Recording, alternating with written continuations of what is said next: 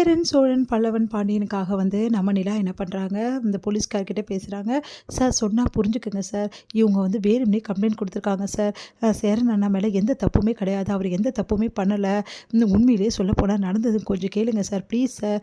நான் சொல்கிறேன்ல இவ்வளோ தூரம், நானும் ஒரு பொண்ணு தானே சார். இன்னொரு பொண்ணுக்கு இந்த மாதிரி தப்பாக நடக்கிறதுக்கு நான் விடுவேனா சார், ப்ளீஸ் சார் நம்புங்க சார் அப்படின்னு சொல்லிட்டு சொல்கிறாங்க. அதெல்லாம் கேட்டுட்டு யோசிக்கிறார் அவர்.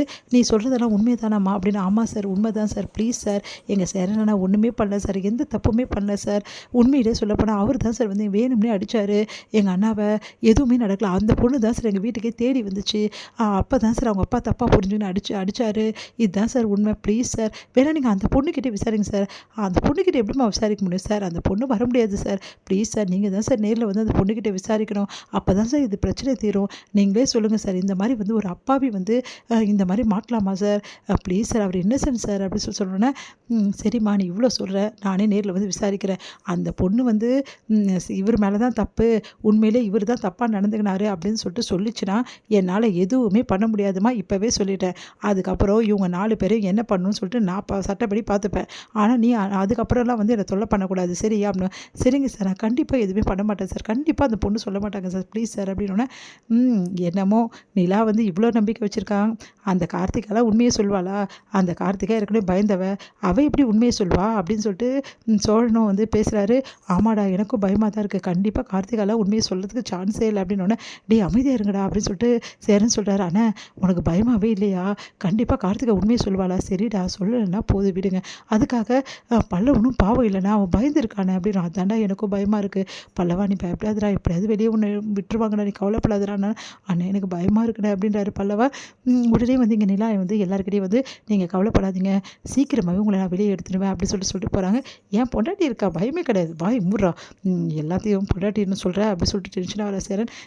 சரிண்ணே பார்த்தீங்களாண்ணே, என் பொண்டாட்டி எப்படி எல்லாரும் முன்னாடியும் சோழனோட ஒய்ஃப்னு சொன்னேன் அப்படின்னோடனே, டே இதெல்லாம் உனக்கு முக்கியமான என்ன நிலைமையில் இருக்கோண்டா அப்படின்னோடனே, போங்கண்ணே நான் இதெல்லாம் சந்தோஷமாக இருக்கேன் அப்படின்னு சொல்கிறாரு சோழன்.